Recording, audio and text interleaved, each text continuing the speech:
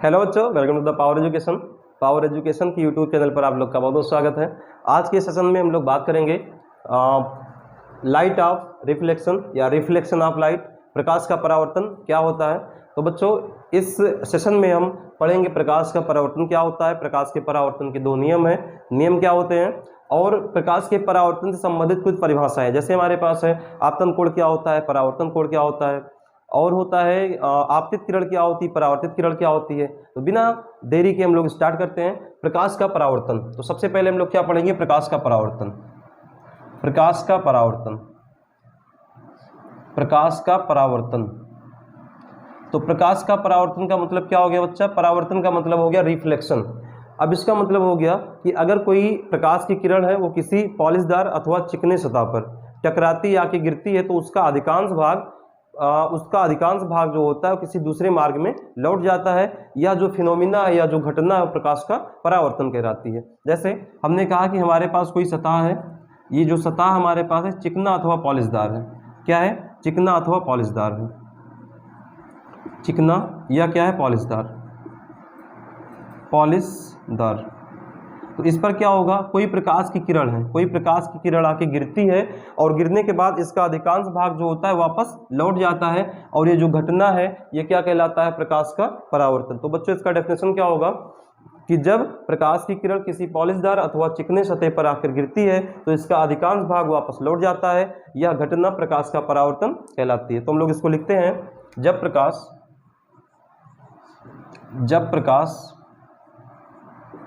किसी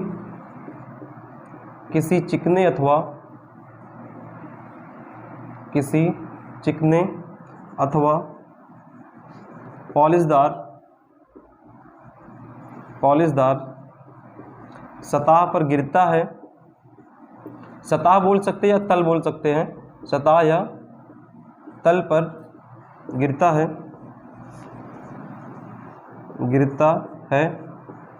तो इसका अधिकांश का मतलब क्या हो गया, आधे से अधिक, अधिकांश भाग वापस लौट जाता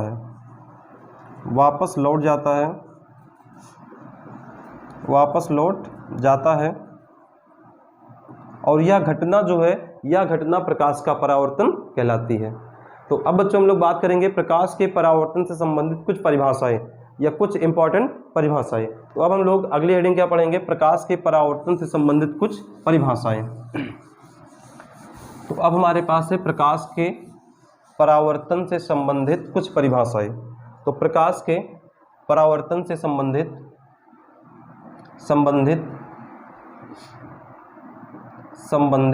कुछ परिभाषाएं।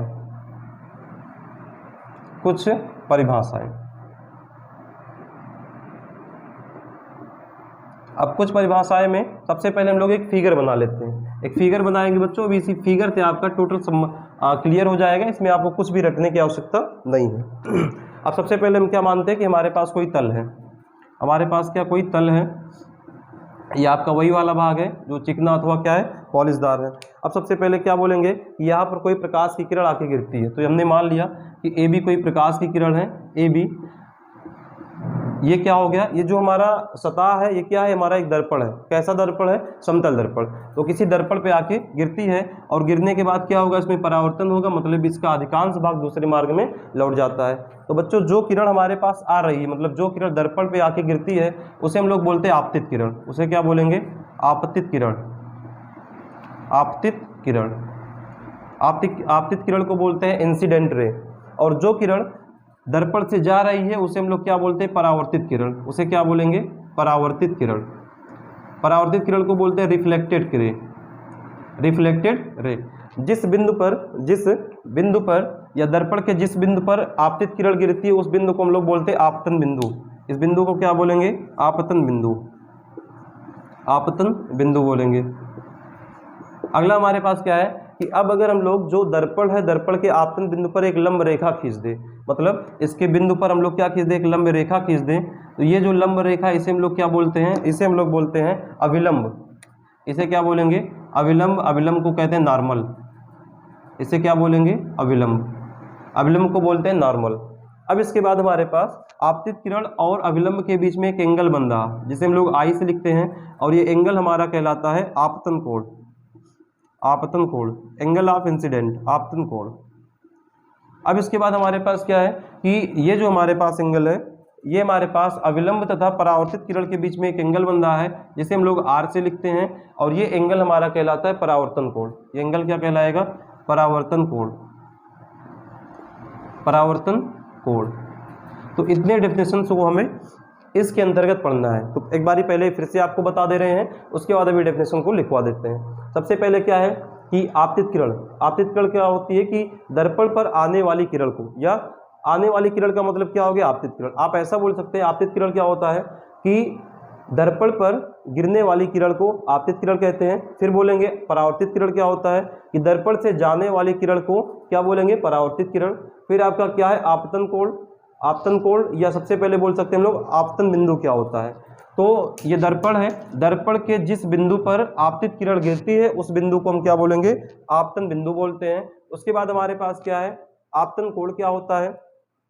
तो आपतन कोण क्या हो गया? आपतित किरण तथा अविलंब के बीच जो एंगल बन रहा है उसे आपतन कोण कहते हैं।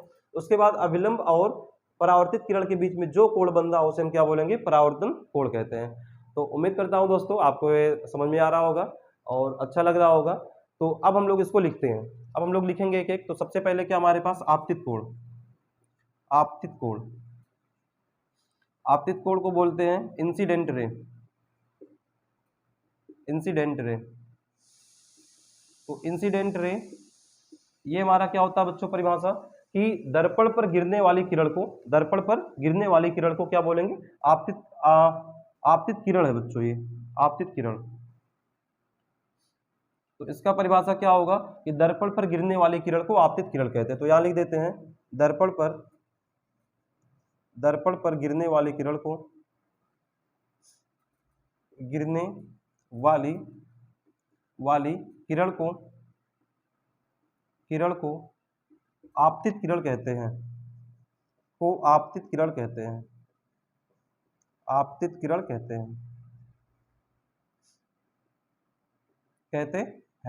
अब दूसरा हमारे पास क्या है बच्चों? आपतित किरण के बाद परावर्तित किरण, क्योंकि अगर कोई भी हमारे पास रे आ रही है तो उसका तुरंत क्या हो जाएगा? परावर्तन। तो अब हम लोग दूसरा क्या पढ़ेंगे? परावर्तित किरण। परावर्तित किरण। परावर्तित किरण। परावर्तित किरण को बोलते हैं रिफ्लेक्टेड रे। Reflected ray. अब रिफ्लेक्टेड रे का मतलब क्या हो गया? हम लोग ऐसा लिख सकते हैं कि दर्पण से जाने वाली किरण को क्या बोलेंगे? परावर्तित किरण। तो दर्पण से जाने वाली किरण को यहां पर लिख दें, दर्पण से जाने वाली किरण को,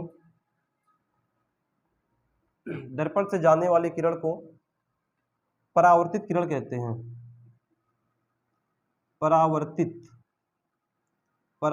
किरण कहते हैं। परावर्तित किरण कहते हैं। अब आगे हमारे पास क्या है? आपतन बिंदु। आपतन बिंदु। तो आपतन बिंदु को हम लोग क्या बोलेंगे? आपतन बिंदु जो हमारा होता है इसे बोलते हैं पॉइंट ऑफ इंसिडेंट। क्या बोलेंगे? Point of incident. तो पॉइंट ऑफ इंसिडेंट क्या होता है कि इसको हम लोग लिख दें सबसे पहले आपतन बिंदु। आपतन बिंदु। आपतन बिंदु को बोलते हैं point of incident. Point of incident. Point of incident. तो पॉइंट ऑफ इंसिडेंट क्या होता है कि आपतन बिंदु क्या हो गया कि दर्पण के जिस बिंदु पर आपतित किरण गिरती है, दर्पण के जिस बिंदु पर, अगर हमने मान लिया कि ये जो दर्पण है, ये जो आपतित किरण है अगर यहाँ गिर रही है, हमने सपोज किया आपतित किरण अगर यहाँ गिर रही है तो ये बिंदु हमारा क्या हो जाएगा? आपतन बिंदु। अगर ये आपतित किरण यहाँ गिर रही है दर्पण पर तो ये बिंदु क्या होगा? आपतन बिंदु। अब फिगर में हमारा कहाँ गिर रहा है? यहाँ गिर रहा है, तो ये हमारा क्या हो जाएगा? आपतन बिंदु। तो इसका डेफिनेशन क्या लिखेंगे कि दर्पण के जिस बिंदु पर दर्पण के जिस बिंदु पर प्रकाश किरण, या दर्पण के जिस बिंदु पर आपतित किरण गिरती है, पर आपतित किरण गिरती है आपतित किरण गिरती है, ये हमारा क्या कहलाएगा, आपतन बिंदु कहलाता है। अब आगे हमारे पास क्या बचा है, आई मतलब आपतन कोण। तो आपतन कोण को हम लोग डिफाइन करते हैं, आपतन कोण, आपतन कोण को हम लोग डिफाइन करेंगे। आपतन कोण क्या होता है, यहां से हमारे पास अगला है आपतन कोण, आपतन कोण, आपतन कोण को बोलते हैं angle of incident, angle, angle of incident, incident. तो एंगल ऑफ इंसिडेंट क्या होता है बच्चों, हम लोग इसको क्या बोलेंगे कि आपतित किरण तथा अविलंब के बीच बने कोण को आपतन कोण कहते हैं। तो यहां पर लिख दें आपतित किरण,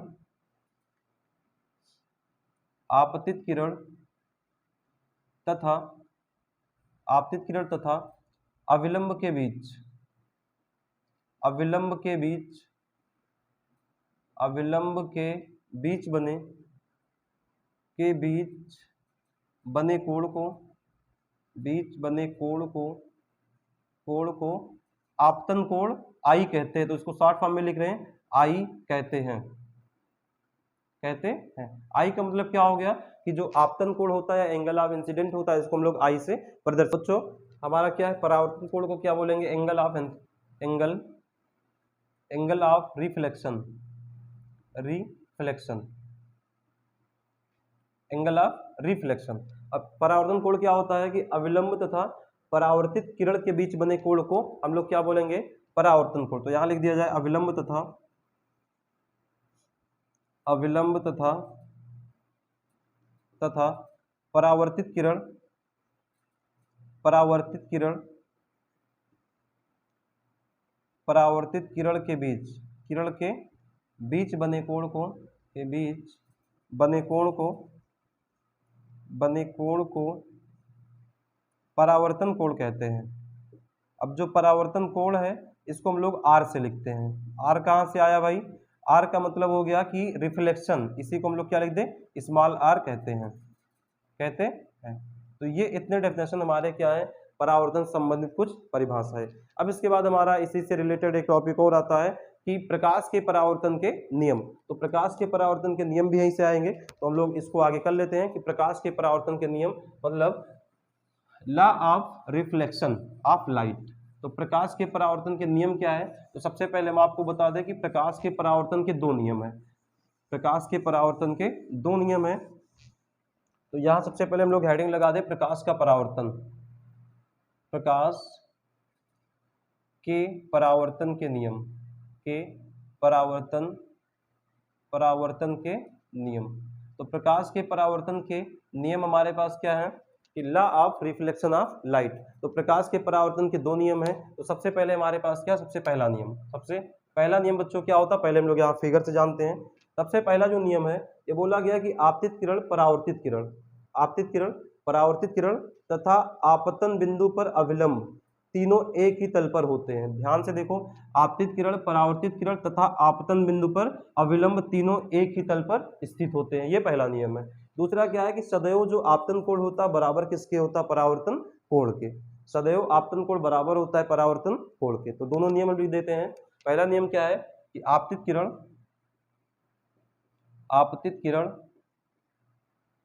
आपतित किरण कॉमा परावर्तित किरण, कॉमा परावर्तित किरण, परावर्तित किरण तथा, तथा आपतन बिंदु, आपतन बिंदु का मतलब ये वाला पॉइंट, ये आपतन, आपतन बिंदु तीनों एक ही तल पर होते हैं, तीनों एक ही तल पर होते हैं, तल पर होते हैं, पर होते हैं, ये हमारा पहला नियम है। तो दूसरा नियम हमारा क्या है, दूसरा नियम बोला गया है कि जो आपतन कोण होता है सदैव बराबर होता है परावर्तन कोण के। तो यहाँ पर लिख सकते हैं आपतन कोण सदैव, आपतन कोण, कोण सदैव, सदैव परावर्तन कोण के बराबर होता है, परावर्तन कोण के, परावर्तन कोण के, कोण के बराबर होता है, के बराबर होता है, बराबर होता है। तो आपतन कोण सदैव परावर्तन कोण के बराबर होता है, इसका मतलब हम क्या लिख सकते हैं, डेट इज, इसका मतलब क्या हो गया कि जो आई है सदैव बराबर किसके होगा, आर के, क्योंकि हम लोग आई को बोलते हैं आपतन कोण तथा आर को क्या बोलेंगे, परावर्तन कोण। तो बच्चों इस प्रकार से हम लोगों ने आज इतने चीज के बारे में डिस्कस किया, और अगर आपको वीडियो अच्छी लगे तो आप चैनल को सब्सक्राइब कर लें और वीडियो को ज़्यादा से ज़्यादा जरूर शेयर करें, और लाइक करने में आप बड़ी कंजूसी करते हैं तो लाइक आप कर दिया करो, ठीक है। तो अब हम लोग मिलते हैं अगले सेशन में, तब तक के लिए आप हंसते रहिए, मुस्कुराते रहिए, पढ़ाई करते रहिए।